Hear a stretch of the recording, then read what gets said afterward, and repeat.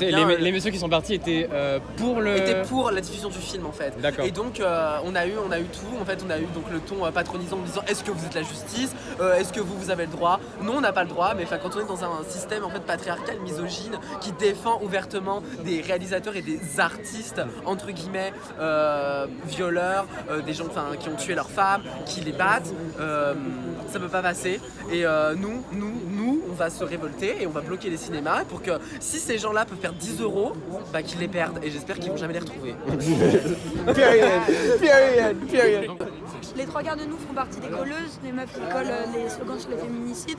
Le nombre nous permet maintenant de d'organiser des actions.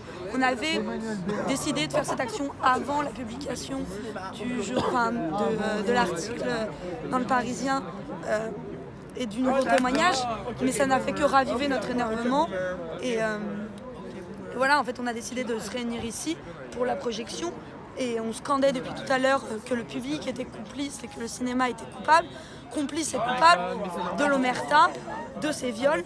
Et quand on donne la parole à un homme qui est accusé, qui a un mandat international sur lui, on donne la parole à un homme qui viole. On donne pas la parole à un homme qui fait de l'art. Enfin, peut-être que pour se faire une culture, j'irais le télécharger légalement, tu vois. Ouais. Mais voilà. Le truc, mais c'est pas que d'argent pour le réaliser. Pas d'argent pour Voilà. Jamais.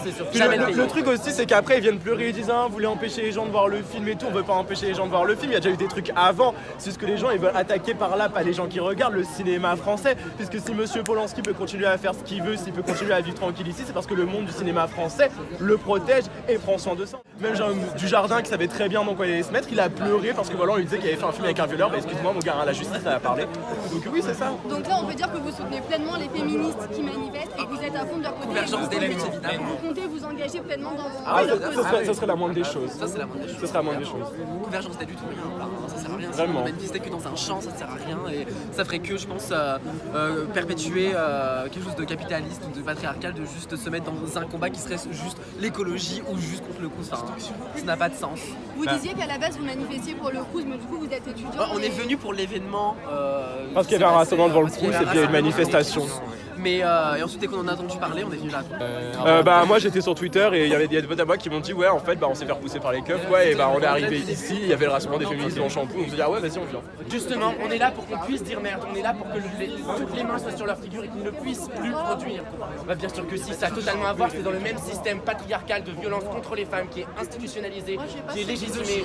C'est tellement triste que l'aliénation soit tellement complète chez vous que vous ne soyez même pas en capacité de reconnaître à quel point on aurait besoin de vous. On croit à la sororité jusqu'à la fin. On croit en ça et on sait qu'un jour ça marchera. Merci de nous avoir soutenus. Vous êtes trop mignons. Tu l'as fait fuir le rat, tranquille. Son best maker, il allait lâcher. Et bah ça fait plaisir, c'est trop. Vous êtes trop. Merci d'avoir. T'inquiète, c'est normal. C'est normal, c'était malade, ouais. Je sais ce que c'est, je l'ai vécu.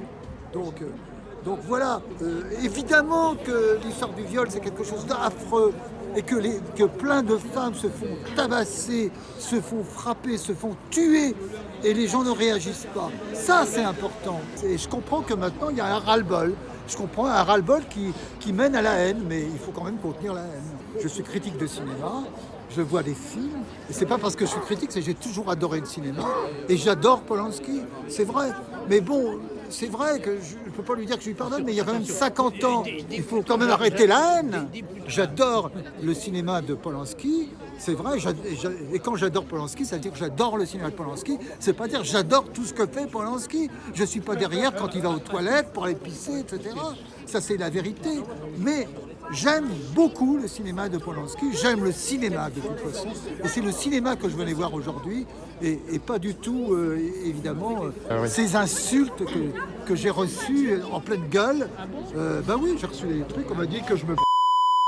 pardonnez-moi l'expression, on m'a dit que j'étais un pédophile et que je me... Quand je voyais un gamin, Qui vous a dit ça? un petit jeune de 20 ans, de 25 ans peut-être. Mais il m'a dit en plus de ça, il me dit oui, t'es un pédophile, il n'y a que ça qui t'intéresse. Et c'est un vrai viol de l'esprit de dire des choses comme ça. Moi, j'aurais pas osé le dire, franchement, j'aurais pas osé le dire. Je lui ai dit d'aller jouer au billes, voilà.